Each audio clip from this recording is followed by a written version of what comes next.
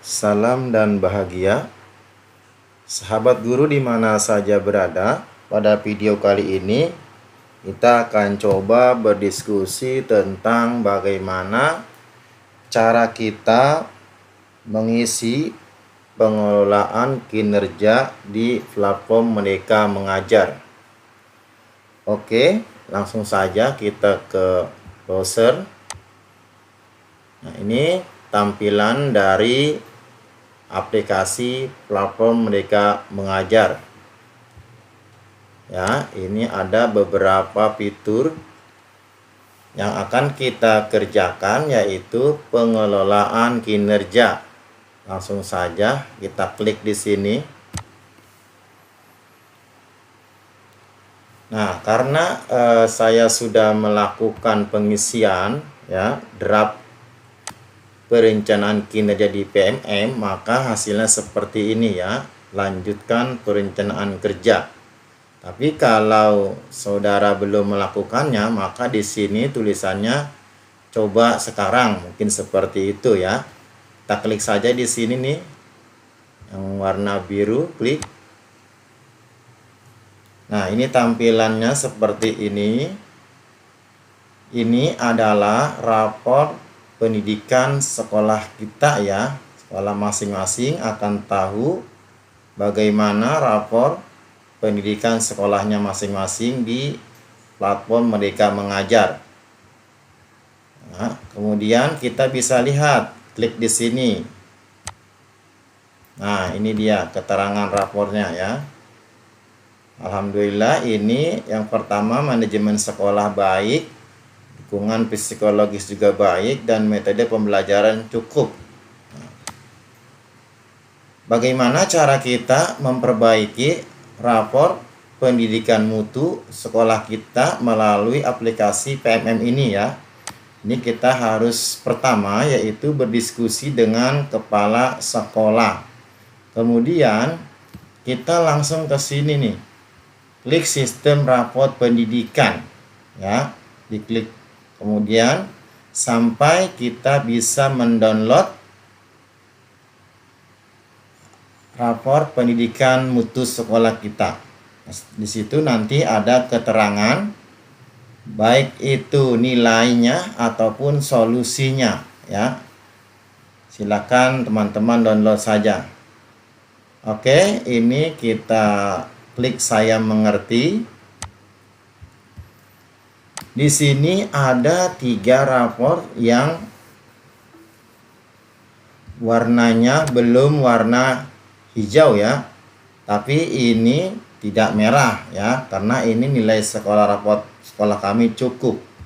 Nah, di antara ketiga raport ini yaitu aktivitas interaktif, instruksi pembelajaran, dan instruksi yang adaptif. Teman-teman boleh saja memilih salah satu dari ketiga ini ya. Nah, untuk memperbaiki raport mutu sekolah kita, misalnya jumlah guru kita ada 30. Bisa saja ini semuanya di sini 30 orang ataupun berbagi. Yang pertama 10 orang, 10 guru di sini kliknya, kemudian ini di sini 10 atau di sini 10. Jadi semua kebagian rata 10 10 10 ya. Atau bebas aja di sini yang kedua semua guru di sini mengerjakannya, boleh-boleh saja ya.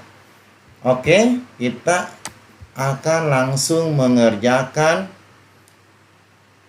pengelolaan kinerja melalui aplikasi platform Merdeka Mengajar. Sebelum kita mengerjakan perencanaan kinerja, bahwa perlu kita ketahui ada 5 tahapan dalam pengelolaan kinerja di PMM. Yaitu yang pertama, yaitu kita pilih satu RHK yang menjadi prioritas kita berdasarkan rapor pendidikan masing-masing. Yaitu yang ini kita pilih, misalnya 1, ini tahap pertama ya. Jadi kita pilih satu saja. Kemudian yang kedua, yaitu pengembangan kompetensi. Nah, di sini kita pilih RHK yang bisa kita selesaikan targetnya dalam periode Januari sampai Juni 2024. Setiap RHK tersebut itu ada poin per satu kegiatan ya. Jadi teman-teman bisa nanti memilih kegiatan dan menjumlah poin tersebut sesuai dengan kegiatan. Nah, minimal poin yang harus kita kumpulkan per semester yaitu 32 poin, itu minimal. Dan teman-teman bisa saja melebihi poin 32 dan seterusnya. Artinya teman-teman apabila poin tersebut terkumpul melebihi poin 32, maka artinya teman-teman mempunyai nilai di atas ekspektasi. Dan menurut kabar berita, kalau teman-teman nilainya di luar ekspektasi, maka teman-teman guru bisa mengajukan kenaikan pangkat 3,5 tahun. Nah, itu ada kelebihannya. Kemudian yang ketiga yaitu tugas tambahan ya. Tugas tambahan itu sifatnya opsional, jadi tidak terlalu penting ya. Nah, bagi yang punya tugas tambahan silakan saja nanti tinggal diklik aja. Tetapi ini tidak menambah poin ya. Kemudian tahap keempat perilaku kerja, yaitu ada 7 aspek. Nah, silakan teman-teman pilih indikatornya sesuai dengan dirinya masing-masing. Setelah itu, kemudian langkah yang kelima, rangkuman tahap pengecekan kembali semua tahap yang kita isi sebelumnya. Nah, ini masih kita edit ya sebelum kita ajukan ke atasan kita atau ke kepala sekolah. Oke? Nanti sebelum disetujui, kepala sekolah sebagai penilai berdiskusi langsung dengan bawahannya tentang rangkuman RHK yang mereka tulis. Setelah itu disetujui dan kemudian kita boleh atau bisa mengupload bukti dukung pengelolaan kinerja melalui aplikasi ini. Nah, yaitu tanggal penilaian dimulai bulan Juni 2024. Jadi teman-teman diharapkan bisa mengupload bukti dukung itu sampai bulan Mei atau Juni paling akhir ya. Oke, mari kita langsung kerjakan secara bersama. Nah, di sini kita misalnya kita pilih yang pertama, klik saja di sini ya. Klik kemudian ke pengembangan kompetensi. Teman-teman, yang pertama kita akan melihat rencana hasil kerja. Kita klik di sini. Nah, ini yang pertama ini kita bisa baca meningkatnya kompetensi melalui peran sebagai partisipan. Kegiatan seminar, lokakarya, konferensi, simposium, atau studi banding lapangan yang diselenggarakan di bidang pendidikan.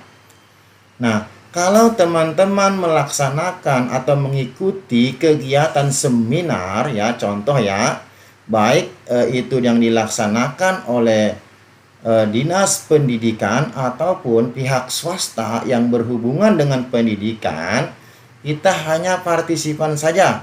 Nah, ini bisa kita dapatkan yaitu 4 poin. Nah, kalau ini menurut kita bisa kita lakukan, kita klik saja. Nah, ini 4 poin ya. Kita mengikuti partisipan kegiatan seminar. Tapi ingat, yang berhubungan dengan pendidikan. Nah, dalam satu semester ini boleh 1 atau 2 kegiatan atau 3 kegiatan mengikuti seminar. Nah, misalnya di sini saya targetkan kegiatan mengikuti seminar ini ya 3. Ini contoh ya. Nah, contoh 3 kegiatan dalam 1 semester misalnya. Kita klik sini. Nah, ini teman-teman apabila nanti mengikuti seminar tapi yang memiliki sertifikat ya, 3 kegiatan selama 1 semester itu dapat poin 12. Nah, nanti bukti yang kita upload setelah rencana kerja hasil kerja kita disetujui kepala sekolah, yaitu hanya dengan mengupload sertifikat. Nah, di sini tidak ada jumlah jamnya ya. Yang namanya seminar itu dilaksanakan minimal 1 jam, 2 jam, dan seterusnya. Oke. Ini RHK yang pertama, baru 12. Kita masih kurang poin ya. Kemudian kita akan milih rencana kerja yang kedua. Nah, yang kedua, di sini meningkatnya kompetensi melalui peran sebagai peserta kegiatan pelatihan bimbingan teknis yang mempunyai sertifikat. Nah, berarti kalau kita klik yang ini ya, teman-teman, nah di sini biasanya sertifikat yang diakui yaitu yang memiliki JP-nya 32 JP. Nah, dan dianjurkan untuk teman-teman mengikuti kegiatan pelatihan di platform Merdeka Mengajar. Dan perlu teman-teman ketahui bahwa sertifikat diklat yang berlaku untuk rencana hasil kerja tahun 2024 sesuai dengan peraturan pemerintah, yaitu yang keluarnya tahun 2024 juga. Jadi, kalau teman-teman memiliki sertifikat yang tahun 2023 itu tidak berlaku ya. Jadi kalian teman-teman bisa melakukan kegiatan mulai dari sekarang. Nah, di sini kalau kita sekiranya mampu untuk memiliki kemampuan mengikuti kegiatan lebih dari 1 di aplikasi platform Merdeka Mengajar, teman-teman tinggal pilih saja kegiatan, tambah kegiatan ini, tambah kegiatan ya. Di sini boleh 2, boleh 3. Misalnya saya pilih 2 kegiatan. Kenapa saya pilih 2 kegiatan? Karena saya sudah memiliki kegiatan pelatihan yang di PMM ini, tinggal hanya mengupload aksi nyata saja. Nah, ini saya tinggal praktikan aksi nyata, dan yang kedua ini juga tinggal praktikan aksi nyata ya. Jadi ada, nah ini juga tinggal praktik aksi nyata yang saya lakukan, dan saya belum lakukan karena akan saya pakai untuk pengelolaan kinerja tahun 2024. Nah, bagaimana dengan teman-teman yang mengikuti kegiatan diklat di luar PMM? Nah, itu boleh-boleh saja ya. Silahkan. Nah, ini dianjurkan mengikuti pelatihannya di platform Merdeka Mengajar. Oke, lanjut dengan rencana kerja berikutnya. Nah, ini kalau sudah cukup kita tinggal hapus. Coba lihat ke atas. Poin kita 28. Oh, ternyata masih kurang 4 poin ya. Nah, di sini masih kurang 4 poin. Nah, sekarang kita boleh menambah lagi. Nah, minimal 32 poin ya, itu minimal banget ya. Kita tambah lagi di sini. Nah, kemudian kita pilih berikutnya. Nah, kalau untuk teman-teman ya, nah, supaya lebih mudah dan tercapai targetnya 32 poin, teman-teman bisa memperbanyak yang bagian yang paling mudah, yaitu hanya mengikuti saja kegiatan. Jadi di sini teman-teman bisa tambah, silakan saja kegiatannya. Misalnya menambah 1 semester itu 4 kegiatan mengikuti seminar, klik aja 4. Nah, 16 kegiatan. 16 poin. Nah, poinnya sudah cukup 32 poin ya. Jadi mengikuti seminar itu sebanyak 4 kegiatan 1 semester, kemudian melakukan kegiatan diklat yang ada sertifikat, dan di situ ada jumlah JP-nya minimal 32 JP, itu 2 kegiatan per 1 semester, itu 16 poin, maka poin tersebut sudah cukup ya. 32 poin. Nah, kalau sudah 32 poin, nah kita langsung saja ke langkah berikutnya ya. Sekali lagi, ini yang pertama ini berbentuk sertifikat. Ini tidak ada JP-nya ya. Yang kedua ini sertifikat tapi ada JP-nya, yaitu 32 JP. Nah, kemudian ke tugas tambahan, klik saja. Teman-teman, untuk tugas tambahan ini tidak memiliki poin. Meskipun tidak memiliki poin, teman-teman apabila mendapat tugas tambahan, nih contoh ya, karena saya ini adalah sebagai koordinator penilaian kinerja guru di sekolah, maka saya menulis rencana hasil kerjanya. Dan ini bukti dukungnya, yaitu surat tugas yang diberikan ke atasan kepada kita. Oke? Kalau teman-teman tidak memiliki tugas tambahan, langsung saja tidak usah diisi, karena ini tidak menyangkut poin ya. Kita lanjut ke perilaku kerja. Klik perilaku kerja.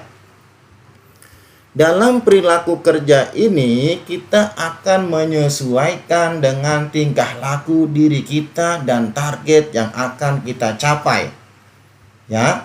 Di sini yang pertama saya memilih ya, melakukan perbaikan terus-menerus terhadap kompetensi dan perilaku kerjanya, arti kerja saya. Kita klik. Terus bagaimana Anda akan menerapkan perilaku tersebut dalam kehidupan sehari-hari? Kita tinggal pilih indikatornya. Nah, bagaimana kira-kira? Ya, apakah memperbaiki kualitas layanan secara terus-menerus? Apakah menindaklanjuti setiap kritik dan saran secara konstruktif? Berupaya memperluas wawasan kualitas pelayanan. Ini boleh-boleh saja kita pilih ya. Misalnya saya memilih berupaya memperluas wawasan. Nah, ya kan? Saya klik di sini. Nah, kemudian yang kedua akuntabel ya. Nah, di sini indikatornya juga kita boleh pilih, silakan sekiranya kita sanggupnya yang mana sesuai dengan pribadi kita masing-masing ya. Kalau saya contohkan ini melaksanakan tugas dengan jujur, bertanggung jawab, cermat, disiplin, dan berintegritas tinggi. Kita klik aja. Kemudian bagaimana Anda akan menerapkan perilaku tersebut dalam kehidupan sehari-hari? Yaitu kita pilihnya misalnya di sini melaksanakan pekerjaan sesuai dengan ketentuan misalnya ya. Kita klik aja. Kemudian yang ketiga, kompeten. Apa perilaku yang paling ingin Anda fokuskan di tahun ini? Misalnya saya di sini memfokuskan ya, membantu peserta didik, rekan sejawat, dan orang untuk saling belajar. Ini misalnya, kita klik aja. Kemudian bagaimana Anda akan menerapkan perilaku tersebut dalam kehidupan sehari-hari? Nah, indikatornya misalnya saya pilih di sini memfasilitasi proses berbagi pengetahuan. Nah, saya klik di sini. Nah, kemudian yang harmonis, perilaku apa yang paling Anda fokuskan di tahun ini?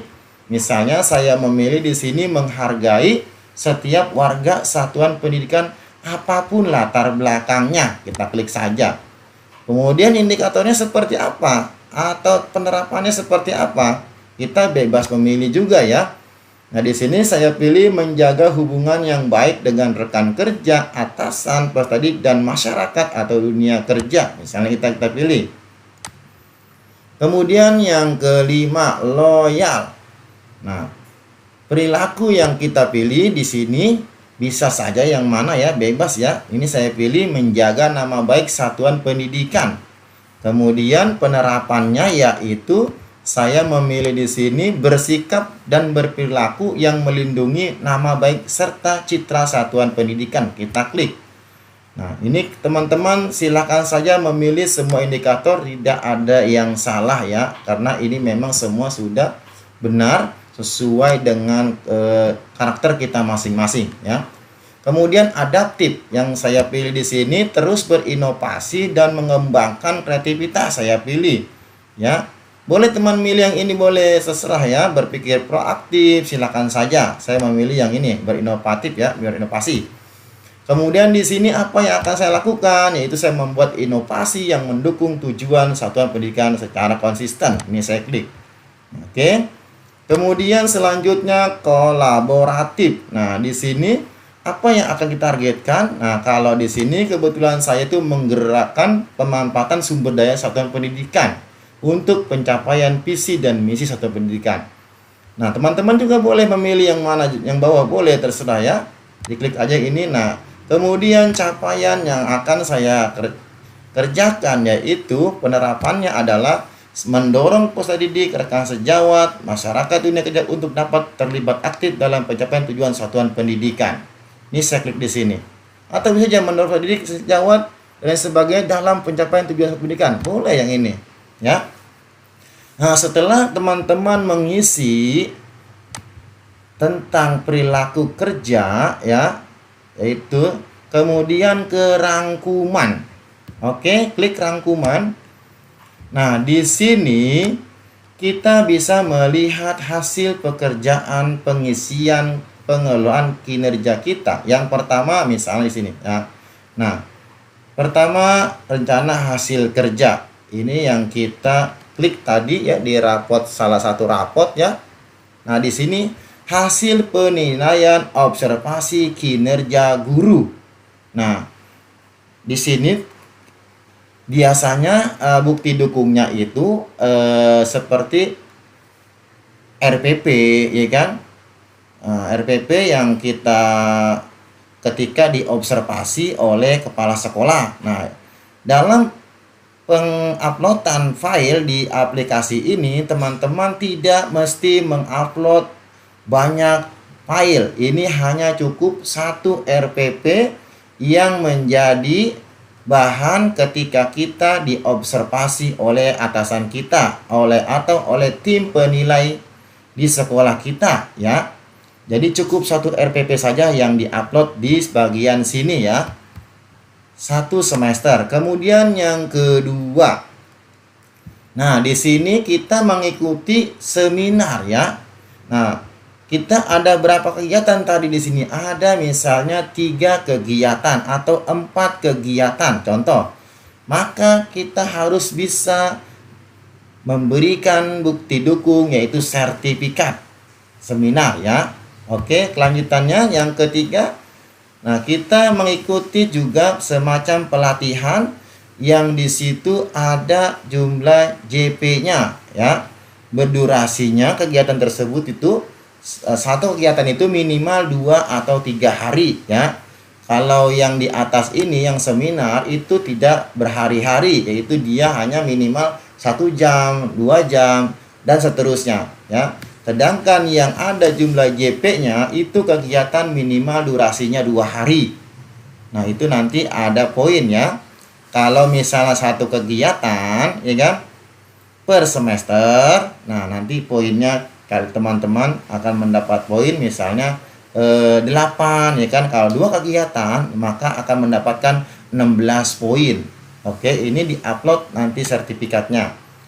Kemudian di sini kita tersusunnya kurikulum operasional satuan pendidikan KOSN sebagai acuan dalam peningkatan pembelajaran.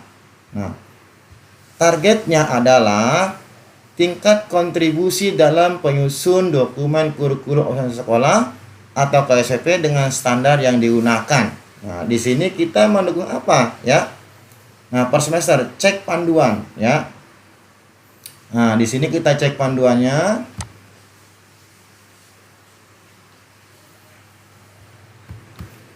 Oke, seperti ini. Teman-teman bisa langsung baca saja nanti ya. Dilanjutkan cek panduannya. Kita lanjut berikutnya.